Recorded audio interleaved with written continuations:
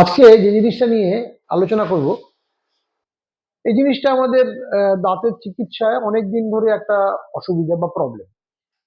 সেটা হচ্ছে দাঁত নড়ে যাওয়া। এবং দাঁত নড়ে যাওয়া নিয়ে আমাদের অনেকদিন ধরে অনেক রকম চিন্তা ভাবনা তো আছে যে দাঁত কেন নড়ে যায়, কিভাবে নড়ে যায়। মূলত দাঁত নড়ে যাওয়ার দুটো কারণ থাকে। একটা হলো কোনো চোট আঘাত পেলে দাঁত নড়ে যায়, বা দাঁতের মাড়ির এবং হাড়ের অসুখ থাকলে সেখান থেকে দাঁত নড়ে যায়।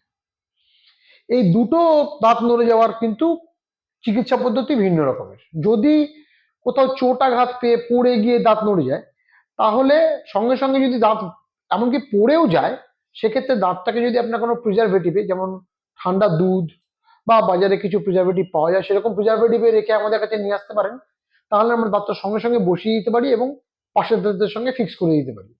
অথবা যদি এরকম হয় যে দাঁত মাড়ির রোগ বা হাড়ের রোগের জন্য, যেটাকে আমরা আমাদের ডাক্তারি পরিভাষায় পেরোডন্টাইটিস বলি, তার জন্য নেড়ে গেছে, তাহলেও কিন্তু দাঁত সবসময় তুলে ফেলতে হয় না। দাঁত নড়ে যাওয়া মানে তুলে ফেলতে হবে এরকম ব্যাপার নয়। আজকাল আমাদের অনেক রকম পদ্ধতি এসছে। তার মধ্যে প্রথম যে ধাপ পদ্ধতিগুলো, সেগুলো নিয়ে পরেও আলোচনা করবো, আগেও কয়েকবার বলেছি। সেটা হলো স্কেলিং এবং রুট প্ল্যানিং। এর আগের এপিসোডগুলোতে বলেছি স্কেলিং এবং রুট প্ল্যানিং মানে দাঁতের মধ্যে যত ব্যাকটেরিয়াল অ্যাক্রিশনস আছে সেগুলো পরিষ্কার করা, এবং তারপরে কোনো কোনো ক্ষেত্রে হয়তো সার্জারি লাগে, বা কোনো কোনো ক্ষেত্রে লেজার দিয়েও ঠিক হয়। এই হলে আপনার দাঁতের মাড়ি এবং হাড় এগুলো একদম ঠিক জায়গায় এলো, কিন্তু দাঁত নড়া কি বন্ধ হলো? উত্তর হলো না। তাহলে দাঁত নড়া কি করে বন্ধ করবো? তার জন্য কোনো পদ্ধতি আছে? নিশ্চয়ই আছে। সেটার জন্য এখন আমরা যে পদ্ধতিটা মূলত ইউজ করি, লেটেস্ট ওয়ান, এটা আগেও ইউজ হতো। আগেকার দিনে শুনবেন যে তার দিয়ে বেঁধে দেওয়া হতো। এখন আমরা কম্পোজিট রেজিন, তার সঙ্গে ফাইবার গ্লাসের কিছু স্ট্রিপ দিয়ে তাকে বন্ডিং করি।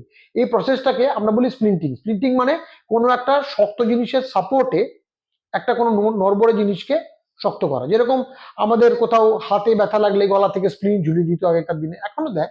সেরকমই পাশের যে দাঁতগুলো শক্ত আছে সেগুলো সাপোর্ট নিয়ে, বা অনেকগুলো কম নড়া দাঁতকে একসঙ্গে জুড়ে দিয়ে, যেটা করা হয় আধুনিক বন্ডিং পদ্ধতির মাধ্যমে, যেখানে আমরা ফাইবার গ্লাস ইউজ করি, সেই পদ্ধতিটাতে কিন্তু দাঁত পড়ে যাওয়ার যে চিন্তা ভাবনাটা ছিল সেখান থেকে অনেকখানি এগিয়ে গেছি আমরা।